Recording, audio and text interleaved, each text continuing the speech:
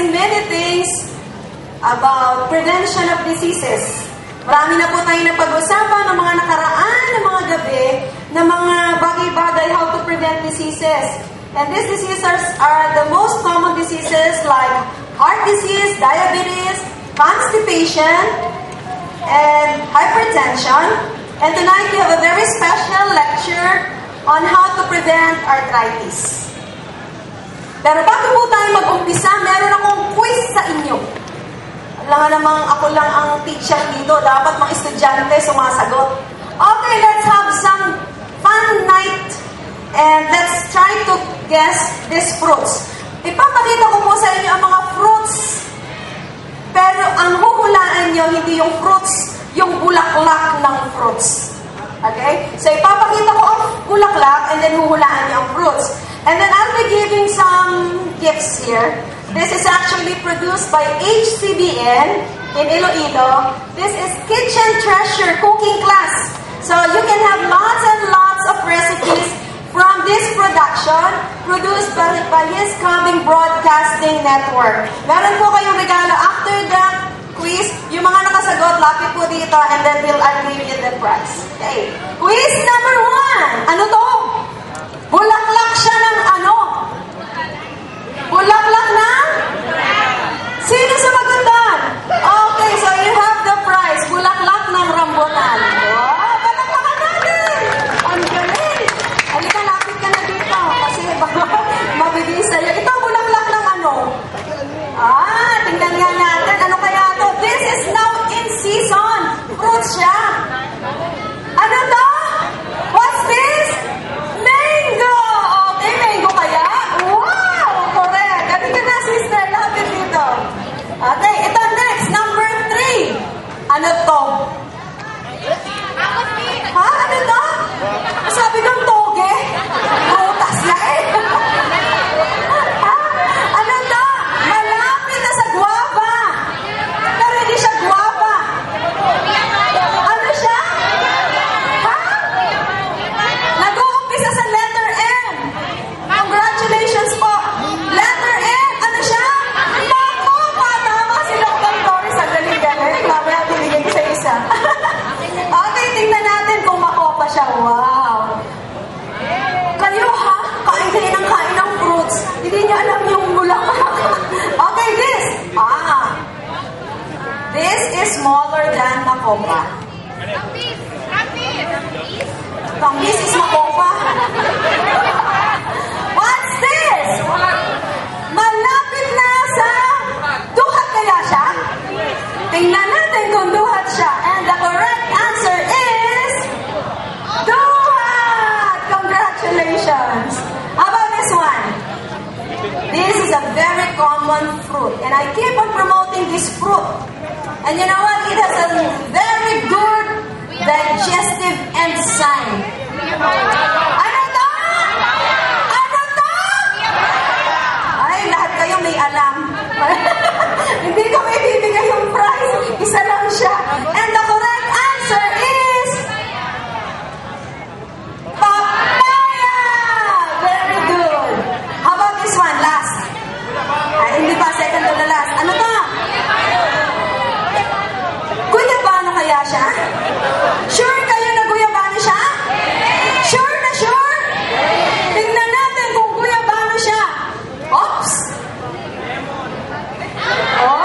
And the right answer is guyabana. Okay, last. Last but not the least. Ano to? Hindi pala second to the last pa. Ano to? Ano to? Lanzones. Sure kayo lanzones? Hindi. Hindi yung grapes, ha? And the right answer is lanzones. Okay, last.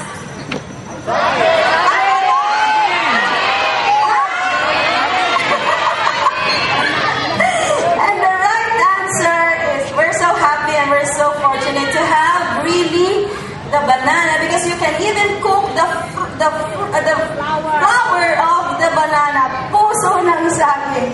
And the right answer is, now you can see lots and lots of this nutritional value from the Cooking Smart book na sinulat namin several years ago. And you can now see see lots and lots of nutritional value like rambutan.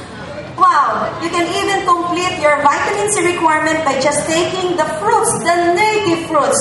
Mango, and look at the nutritional value, and it varies depending on the maturity of mango and depending on the variety of mango.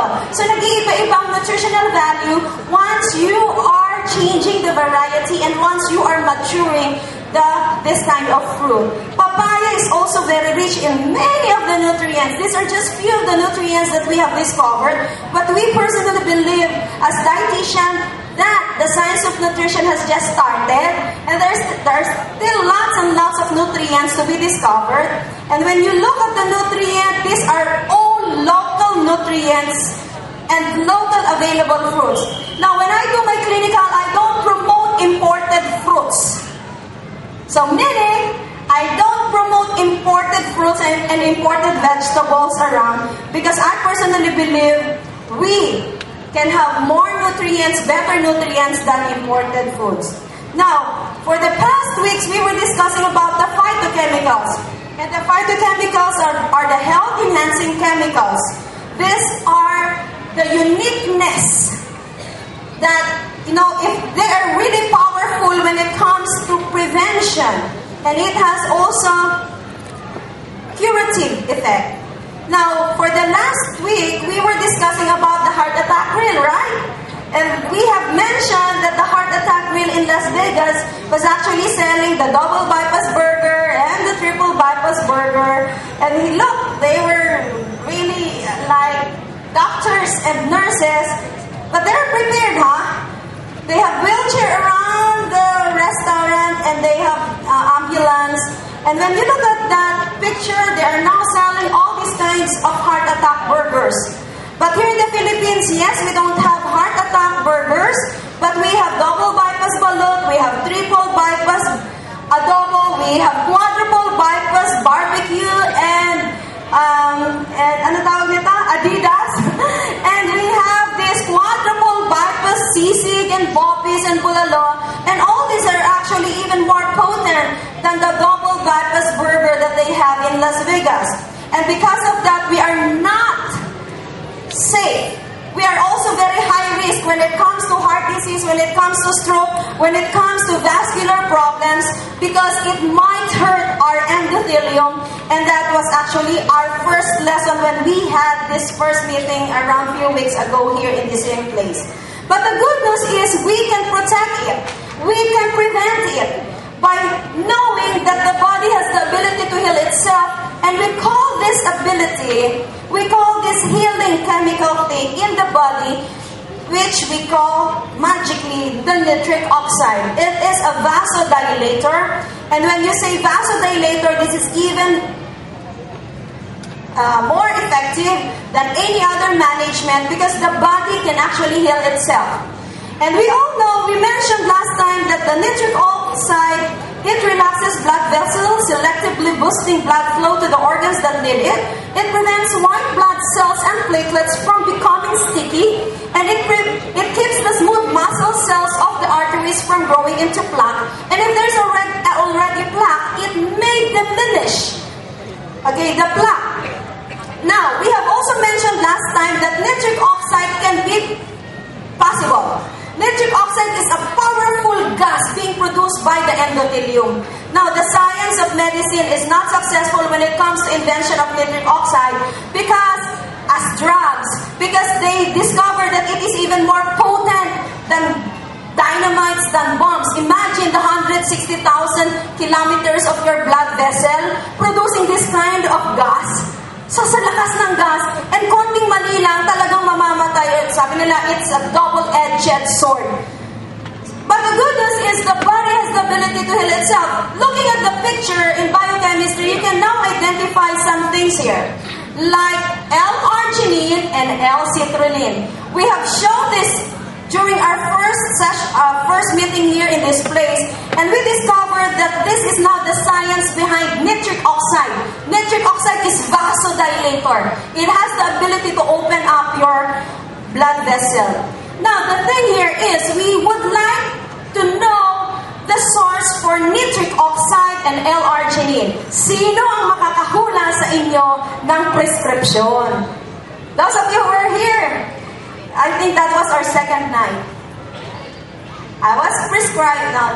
This is now a very good prescription when it comes to nitric oxide and L-arginine. Ano siya? Wala ba diyang nakahula? Okay. The prescription is this. We need 5 grams of L-arginine and 1 gram of L-citrulline. And where can you get L-citrulline? Obviously, we mentioned last time that you can get 1 gram of L-citrulline in a big slice of watermelon. And when you say 5 grams of L-arginine, where can you get this arginine? You can get it from, maybe you can have it from 2 gallons of milk. Less than 2 gallons. That's hard to take. And your cholesterol would go up. That is cancer-causing food. And sometimes some people would say, oh, that you can get it. Some researchers would say that you can get it from 12 pieces of eggs. It should be raw. Huh? That's impossible, ha? To take these 12 pieces of eggs, ha? Sobra yan, dami. But the good news that we have revealed a few weeks ago is you can get 5 grams of L-arginine from 1 cup of beans. And we mentioned last time that you can have lots and lots of good recipes. It doesn't need to be really plain beans. You can turn it into good cookeries. And when you do that, you will be able to enjoy. We can all enjoy this kind of nutrient. But you know what? After my lecture, people keep on asking me. Alam nyo, bumababa pa lang ako doon, ang dami ng reklamo. How about arthritis? Beans can cause arthritis. And this is now the answer. Many people used to think that beans are the major cause of joint pain, commonly known as arthritis. But let's take a look at this issue. What's the diet for arthritis? The proper diet of gouty arthritis is, we call it in the hospital, a low purine diet. What is purine? Purine is actually a byproduct of protein synthesis. So let's take a look at proteins. Protein ba to? Is this protein rich food? Yes. How about this one? Protein ba to? Yes. How about this one? How about that one? How about that one? How about this? Yes. So how about chicken? So these are all protein foods, including our internal organs, which is bopis and bulalo and sisig. And when you look at that one, all this, after you have taken this, it will turn into amino acid. This amino acid will turn in purine. And purine is a very important thing, especially to your RNA, DNA. And later on, it will turn to uric acid.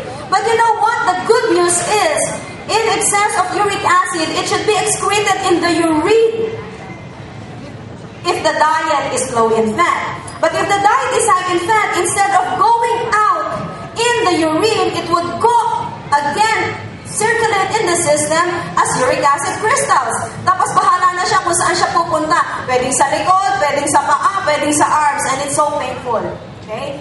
Now here, tracing the root of the problem, looking at the picture, this is the main cause. Now, why do I need to highlight internal organs?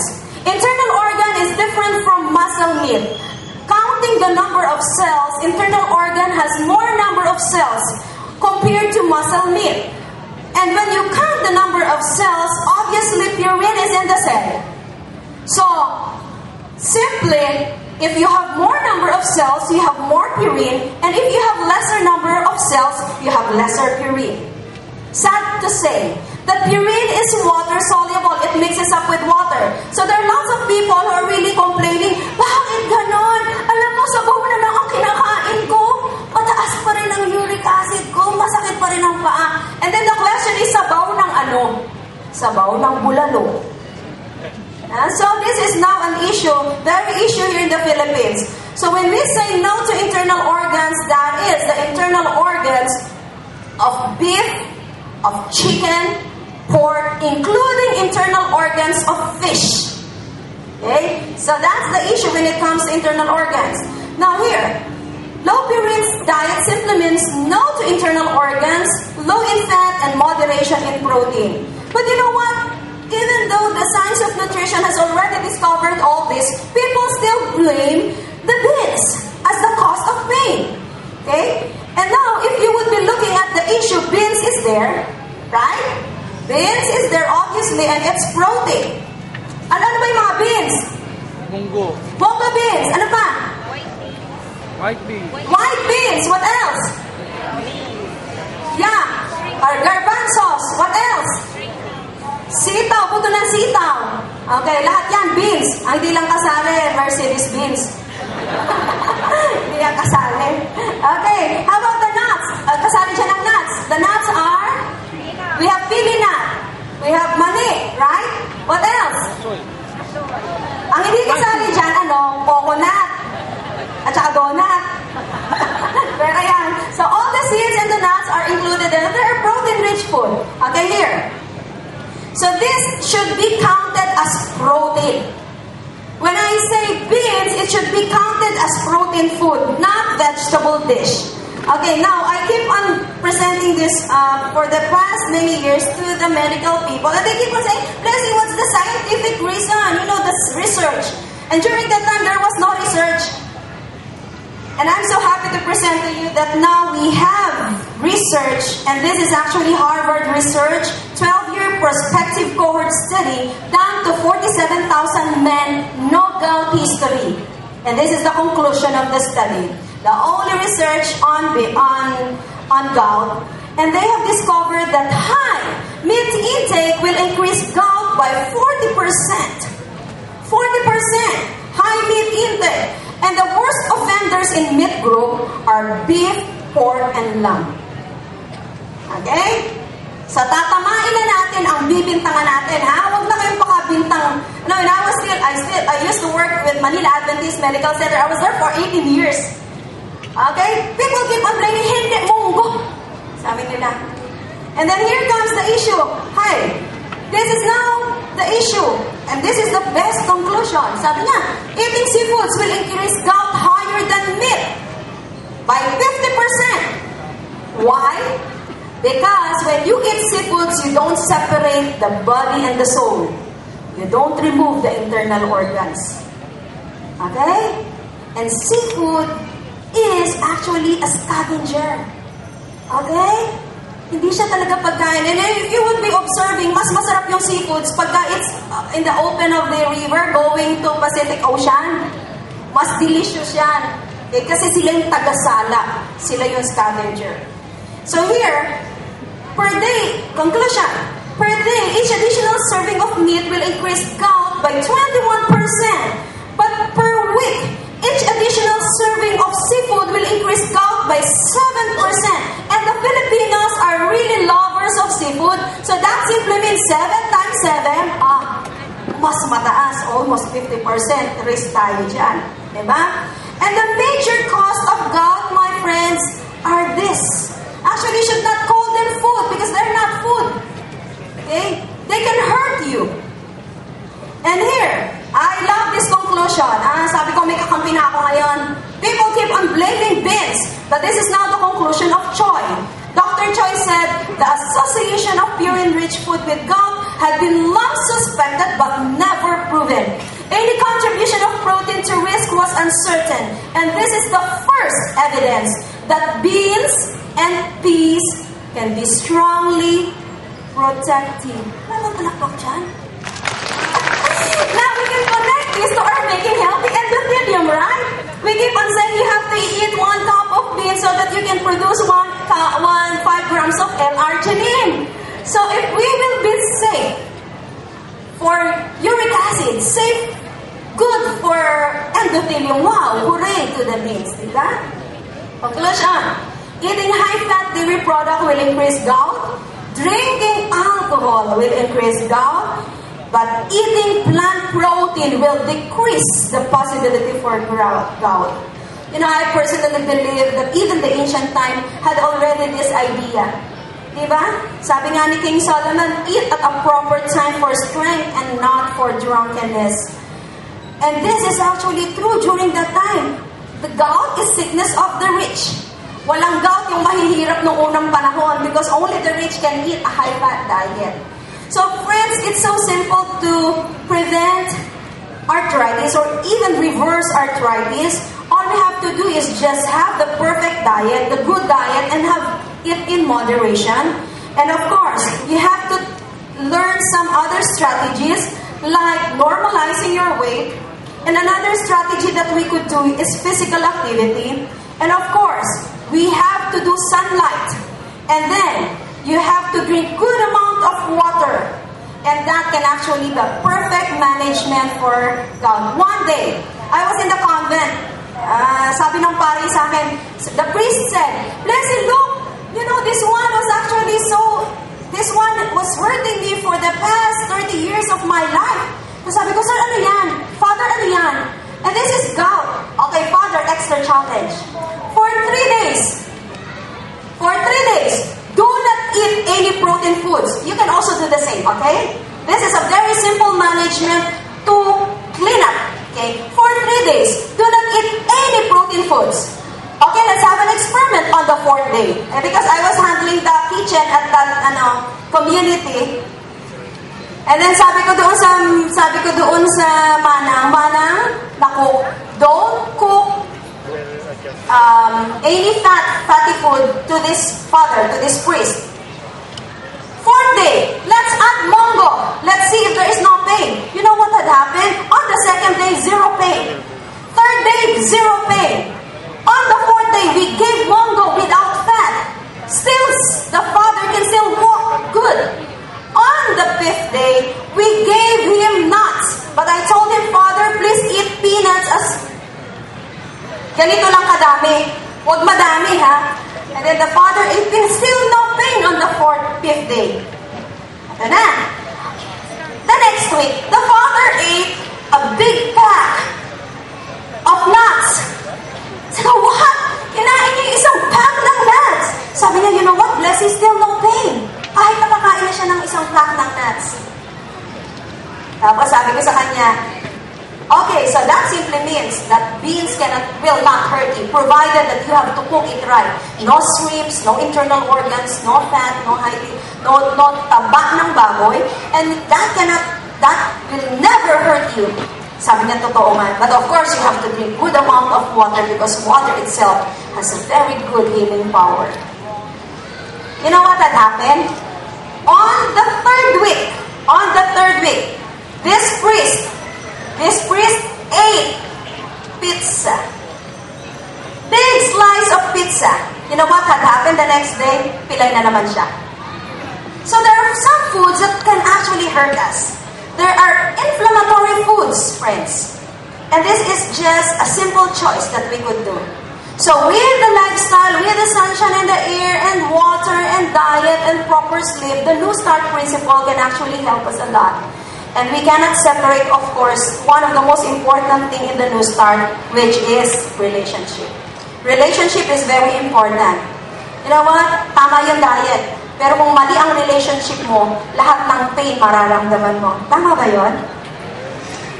If you are broken-hearted, lahat yan! Masakit ang balakang, masakit ang braso. So we really need to master relationship. And I want to leave a Bible verse for you tonight. Sabi dito, pleasant words. And words are the most effective tools when we have relationship.